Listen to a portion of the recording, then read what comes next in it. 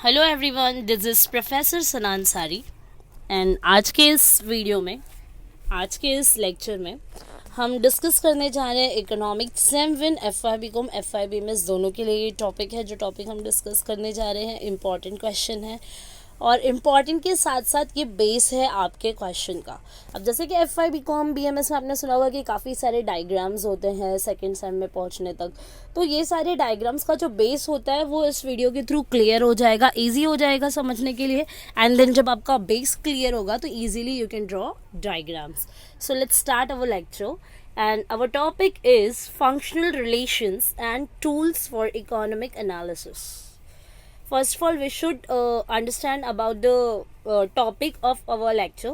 आज के लेक्चर के अकॉर्डिंग हम हमारा टॉपिक पहले डिस्कस करेंगे, उसको समझेंगे।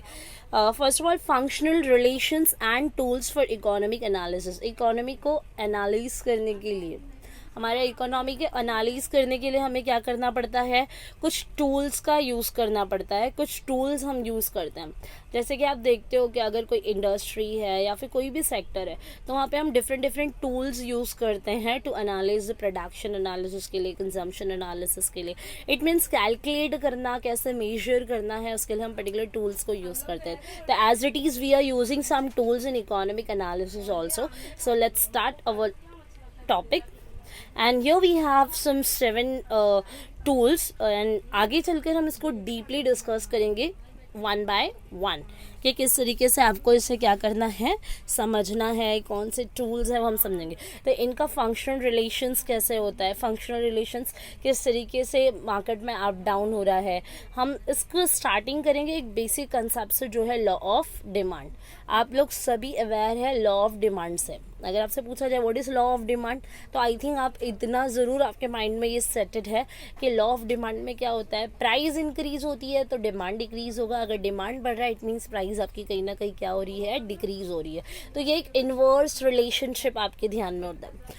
ठीक है, आज का जो हम क्वेश्चन कर रहे हैं ना, अगर आपके पास आपने लॉ ऑफ डिमांड को किया, वैसे तो ये ऑप्शन वाला क्वेश्चन था नहीं, कंपल्सरी ये क्वेश्चन आपके पेपर में कहीं ना कहीं तो आ ही जाता है। लास्ट ईयर का भी पेपर देखेंगे तो 2-3 बार तो लॉ ऑफ डिमांड या लॉ ऑफ सप्लाई को ही पूछ लिया गया था। तो अगर आपने 12th में भी इसे किया होगा तो अब हम 13 में से कर ही रहे, तो 1 स्टेप अहेड हम जाएंगे। हम थोड़े डिफिकल्ट डायग्राम्स को ईजी कंसेप्ट के साथ समझेंगे, आप मेरे आगे की वीडियोस पे अगर ध्यान देंगे तो।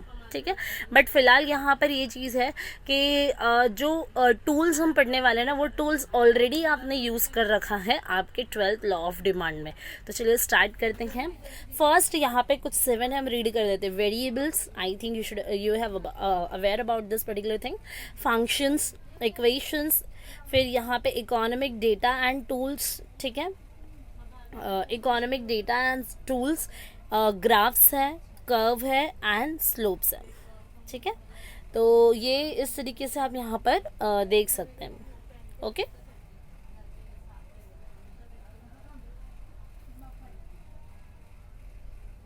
तो आगे स्टार्ट करते हैं। तो ये कुछ कर्व्स एंड स्लोप्स वगैरह आपने देख लिया। अब हम डीपली डिस्कस करेंगे कि व्हाट इज़ वेरिएबल, वेरिएबल क्या होता है, फंक्शन क्या होता है। जैसे यहाँ पे देख रहे हैं वेरिएबल, फंक्शन, हम ये सब वर्ड्स हमने काफ़ी टाइम यूज़ किए हैं बट हम प्रॉपर्ली अवेयर नहीं है, और अगर हम इस आंसर में लिखना है तो हमें ये सारी चीज़ें का क्लियर कंसेप्ट होना ज़रूरी है। ठीक है, तो अभी यहाँ पर ग्राफ्स है, ये कर्व्स एंड स्लोप्स को हम लोग डीपली डिस्कस करेंगे। चलिए आगे बढ़ते हैं। फर्स्ट हम यहाँ पे पढ़ने जा रहे हैं वेरिएबल्स। वेरिएबल्स क्या होते हैं?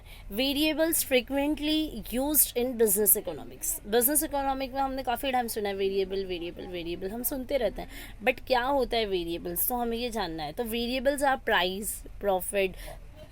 अब जैसे कि यहाँ पर मैं common example law of demand का दूँ, ये मैंने यहाँ पर एक डायग्राम बना रखा। इजीली आप देख सकते हो कि हमारे पास क्या है, एक्स एक्सिस है, वाई एक्सिस है। और यही डायग्राम आपको बस ध्यान देना है, ये डायग्राम से पूरा आंसर लिख सकते हैं आप, कुछ नहीं है, यही डायग्राम है, यही डायग्राम के बारे में हम लिख रहे हैं। और एक एक चीज़ जो मैं आपको बताने वाली हूँ ये डायग्राम में ही आने वाला है सब। ठीक है, तो ये डायग्राम में आप कॉमनली अगर हम देखें तो ये आप यहाँ पर देख सकते हो, ये आपका क्या है, क्या ये आपका वाई एक्सिस है और ये हो गया आपका एक्स एक्सिस, ये आपका हो गया ओरिजिन। ठीक है। वाई एक्सिस पे आप क्या देख रहे हैं, प्राइस देख रहे हैं, और एक्स एक्सिस पे आप क्या देख रहे हैं, क्वांटिटी देख रहे हैं। मतलब यहाँ पे वाई एक्सिस एक वेरिएबल को प्रेजेंट कर रहा है और वो वेरिएबल आपके लिए क्या है, प्राइस है। एक्स एक्सिस एक वेरिएबल को प्रेजेंट कर रहा है, वो वेरिएबल आपके लिए क्या है, क्वांटिटी है। तो मतलब जो हम यहाँ पे डिस्कस कर रहे हैं इस वेरिएबल्स में, तो यही होता है वेरिएबल्स। वेरिएबल्स क्या करते हैं, एक्चुअली हमारे बिजनेस इकोनॉमिक्स में फ्रीक्वेंटली इसका यूज़ किया जाता है। तो फ्रीक्वेंटली यूज वेरिएबल्स कौन से होते हैं, मतलब प्राइस को ही मैं क्या कहूँगी, वेरिएबल कहूँगी, प्रॉफिट को मैं क्या कहूँगी, वेरिएबल कहूँगी, और रेवेन्यू होता है, कॉस्ट होता है, इन्वेस्टमेंट होता है। तो ये सारे जो भी हम डायग्राम्स वगैरह बनाते हैं, ये सारे क्या है, सारे के सारे क्या है, वेरिएबल्स है।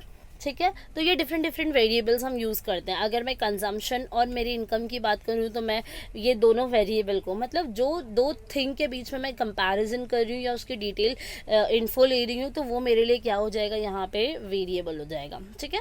तो यहाँ पे प्राइस हो गया, तो प्राइस एंड क्वांटिटी हम नॉर्मली कॉमन है जो आप जानते हैं। इसके अलावा हम कंजम्पशन, और आगे चल के हम कंजम्पशन का एक एग्जाम्पल मैं आपको बता दूंगी, और कंजम्पशन के साथ इनकम का एक एग्जाम्पल बता दूंगी, तो क्लियर हो जाएगा और अच्छे से। Since each variables have different values, it is represented by a symbol. और जो वेरिएबल्स होते हैं, ठीक है, जितने भी इकोनॉमिक वेरिएबल्स हैं, जितने भी हम मेजर्स करते हैं, ठीक है, तो उनके लिए सबके लिए क्या है, कोई ना कोई सिंबल है। जैसे कि कॉमनली अगर हम देखेंगे तो प्राइस को हम किससे रिप्रेजेंट करते हैं, पी से करते हैं। ठीक है। कॉस्ट को हम किससे रिप्रेजेंट करते हैं, सी से करते हैं। अब इन्वेस्टमेंट है, इसको हम आई से रिप्रेजेंट करते हैं। अगर मैं इनकम की बात करूं तो इनकम को हम वाई से रिप्रेजेंट करते हैं। ठीक है। एक्सपोर्ट है तो हम उसको एक्स से रिप्रेजेंट करते हैं। इम्पोर्ट है तो हम कैपिटल एम से उसको रिप्रेजेंट करते हैं। तो ये सारे वेरिएबल्स का रिप्रेजेंटेटिव सिंबल डिफरेंट डिफरेंट है। ठीक है। वेरिएबल्स कैन बी एंडोजिनस और एक्सोजिनस। एंडोजिनस जो होता है, जो हमारी मॉडल थियरी में होता है। एक्सोजिनस क्या होता है, out of the model theory होता है। अगर समझो कि जैसे कि मैं बात कर रही हूँ कि किसी भी एक प्रोडक्ट का डिमांड अगर इन्फ्लुएंस हो रहा है, तो वो कॉमनली हम कहते हैं कि उनकी प्राइस और क्वांटिटी की वजह से। तो ये मॉडल ऑफ द थियरी हो गया प्राइस ऑफ और क्वांटिटी, तो ये हो गया एंडोजिनस। और एक्सोजिनस क्या होता है, जहाँ पर हम जैसे कि सिर्फ किसी भी प्रोडक्ट का जो प्राइस होता है वो उसकी क्वांटिटी से ही इन्फ्लुएंस नहीं होता। समटाइम्स कस्टमर क्या चीज़ को प्रेफर कर रहा है। अगर आपके प्रोडक्ट के लिए मार्केट में बहुत सारे कॉम्पिटिटर्स अवेलेबल है, ठीक है, जैसे कि कोलगेट है तो पेप्सोडेंट्स वगैरह है, बबूल है, ठीक है, अलग अलग तरीके का। तो अगर कॉम्पिटिटर्स अवेलेबल है तो कस्टमर का प्रेफरेंस भी तो चेंज हो सकता है, कस्टमर का लाइफ स्टाइल, कस्टमर की इनकम, कस्टमर का कंजम्पशन पैटर्न, तो ये सारे फैक्टर्स भी इन्फ्लुएंस करते हैं। तो ये होता है एक्सोजेनस फैक्टर्स। ठीक है। तो यहाँ पे हमने वेरिएबल्स को कंफर्म कर लिया। ये कुछ और नहीं है, जो आप प्राइस और क्वांटिटी पी और क्यू सिंबल से जो वेरिएबल दिखा दे यही है। बट यहाँ पे वेरिएबल को आपको डीप डिस्कस करना होगा, लिखना होगा पूरा मटेरियल, तो जिसके लिए आपको इसका यूज़ करना पड़ेगा। ये जो थियरी मैंने यहाँ पे, जो भी नोट्स मैंने यहाँ पर रखी है, ठीक है। आगे स्टार्ट करते हैं। वेरिएबल्स के बाद ये डायग्राम हमें आगे भी यूज़ होगा। तो अगर मैं इस डायग्राम के अकॉर्डिंग चलूँ तो हमने प्राइस और क्वांटिटी, मतलब हमने अभी क्या किसके बारे में डिस्कस किया, ये दो वेरिएबल्स के बारे में हम लोगों ने क्या कर लिया, डिस्कशन कर लिया, प्राइस और क्वांटिटी। आगे इसमें और भी चीज़ें हैं जो आगे चल के डिस्कस करेंगे। ठीक है।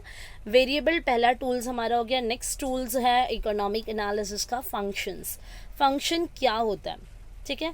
फंक्शन क्या होता है, a function shows relationship between two और मोर वेरिएबल्स।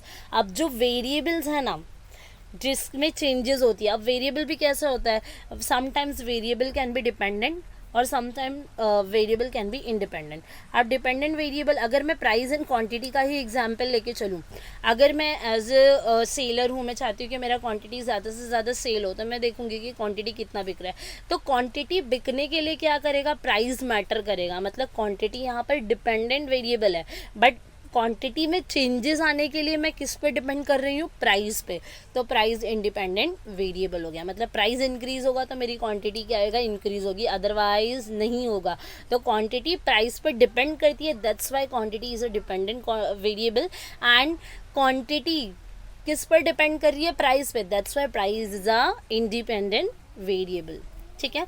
तो ये दो वेरिएबल्स के बीच में जो भी फंक्शन हो रहा है, उस रिलेशनशिप का या फिर जो भी रिलेशन है उसको शो करना, it is called as function. ठीक है।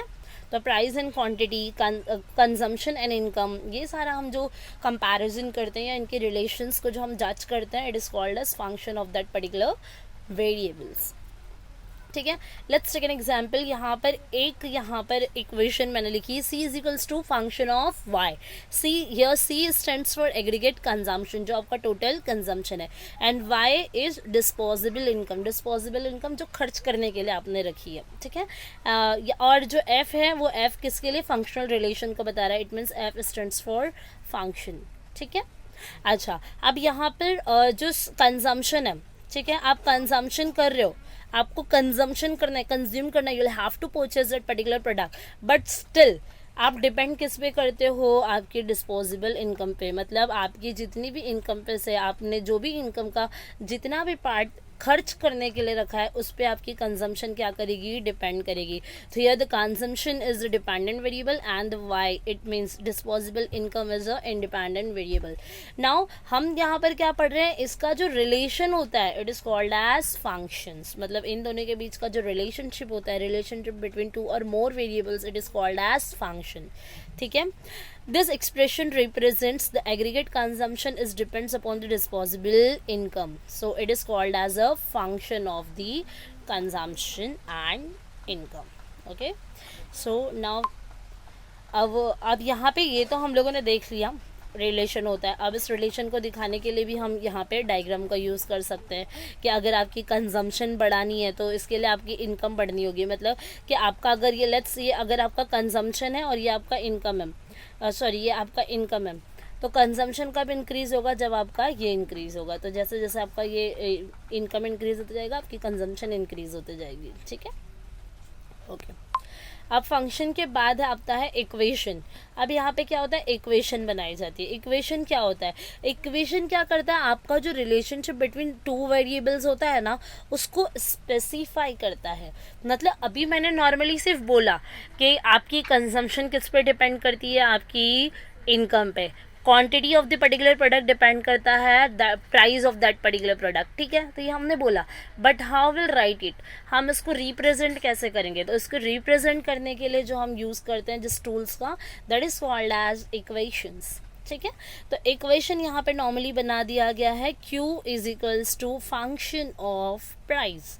मतलब quantity of particular product is depend on the function of price. Getting everyone? So here we have an equation of two variables. An equation specifies the relationship between the dependent and independent variables, dependent variables quantity and the independent variables price. So इन दोनों पे जो भी relation होता है उसको specify कौन करता है, we can specify the relationship between two variables via equations. Okay, now our next point is economic data and tools. Economic data, why here economic data क्या होता है, सबसे पहले हमको समझना पड़ेगा what is economic data. To analyze something, अगर हमको या फिर कोई बिजनेस डिसीजन लेना है या हमें इवेल्यूएट करना है हमारी economic situation in our country और इन अ पर्टिकुलर पॉइंट, तो it is necessary to collect the economic data. ठीक है, और to find the economic data, economic data होना ज़रूरी है।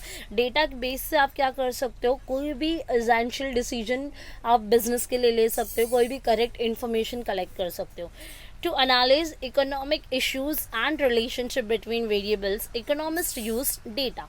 ठीक है, इकोनॉमिक इश्यूज अगर मुझे एनालिज करना है या कोई रिलेशनशिप वेरिएबल का रिलेशनशिप देखना है, तो उसके लिए भी मेरे पास क्या होना चाहिए, डेटा। अब देखो, अगर मुझे इक्वेशन बनानी है या मुझे फंक्शन देखना है या मुझे वेरिएबल की भी बात करनी है, तो कौन सा वेरिएबल होंगे, प्राइस है, क्वांटिटी है, कंजम्पशन है, इनकम है, तो ये डेटा मुझे कलेक्ट करना पड़ेगा ना। अगर मुझे देखना है कि कौन से एरिया में कंजम्पशन ज़्यादा है, तो मुझे उस पर्टिकुलर एरिया का डेटा कलेक्ट करना पड़ेगा and then I can compare. ठीक है, तो डेटा, इकोनॉमिक डेटा होना ज़रूरी है। ठीक है, data should be relevant and quantifiable. आपका क्या होना चाहिए, डेटा क्वांटिफिएबल होना चाहिए, रिलेवेंट होना चाहिए, ठीक है, करेक्ट होना चाहिए।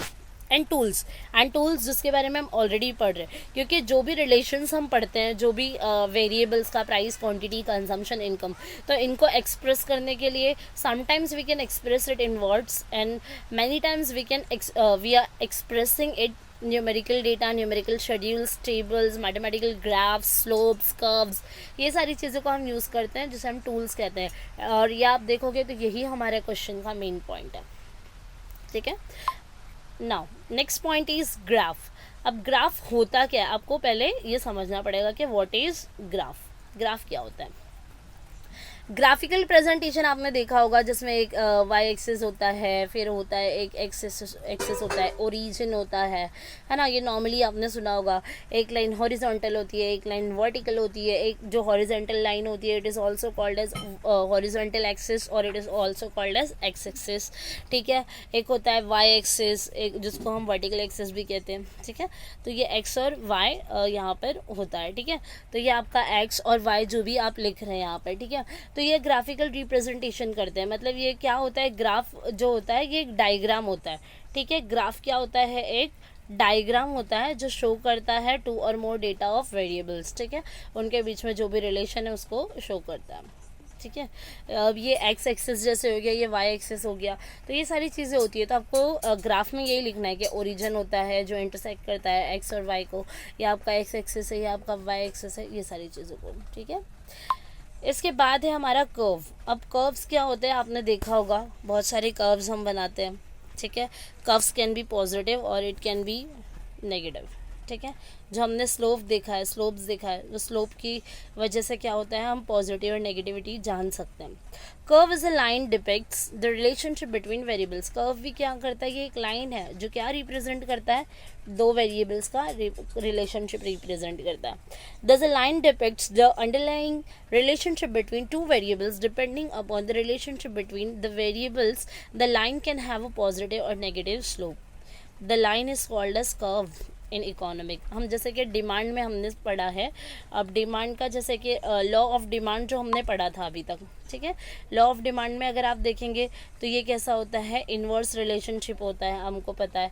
तो मतलब ये क्या कर रहा है, नेगेटिव स्लोप आपको दिखा रहा है, ठीक है। सम टाइम कंजम्पशन का अगर हम डायग्राम बनाएंगे, अगर ये कंजम्पशन है, ये इनकम है, कंजम्पशन ऐसा जा रहा है तो ये अपवर्ड स्लोप हो गया, ये आपको पॉजिटिव सिंबल दिखा रहा है, ठीक है।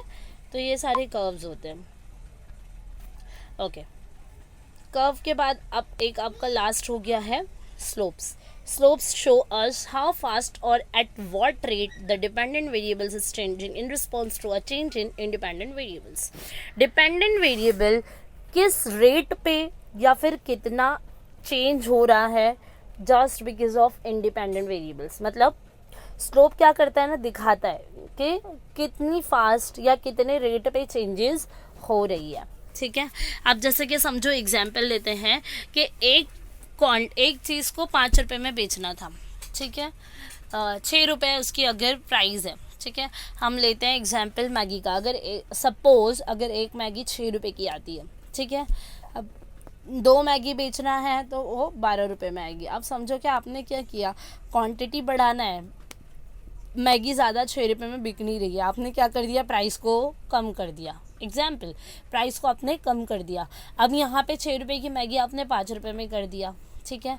5 रुपये में करने पे क्या आएगा, आपका जो रेट, आपका जो सेलिंग हो जाएगा वो बढ़ जाएगा।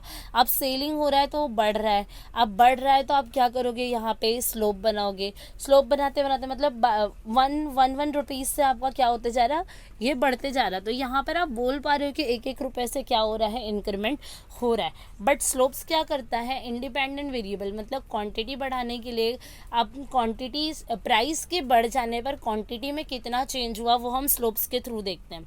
तो अगर आप यहाँ पर देखेंगे तो मैं आपको डायग्राम में बताती हूँ। ये वाला पार्ट जो हम देखते हैं, ये वाला पार्ट होता है जो चेंजेस दिखाता है स्लोप हमारा, ठीक है। तो मतलब हमारे स्लोप, ये इसे कहते हैं स्लोप, ठीक है। ये जो स्लोप दिखा रहा है, कर्व आपका डिमांड कर्व यही है, बट इसका जो स्लोप है वो कैसा जा रहा है, डाउनवर्ड जा रहा है। और डाउनवर्ड जा रहा है, इसकी वजह से हम ये डिफरेंस समझ पा रहे हैं, मतलब ये डिफरेंस का चेंजेस हो रहा है, ठीक है। क्लियर है। तो यहाँ पर हमने ये tools of economic analysis complete किया। यहाँ पर अगर किसी को भी कोई भी डाउट हो आप कमेंट बॉक्स में मेरे साथ शेयर कर सकते हैं, ठीक है। और इसके अलावा अगर आपको कोई और टॉपिक के बारे में डिस्कशन करना है आप मुझे मैसेज कर सकते हैं। Okay, thank you for watching, bye, have a nice day.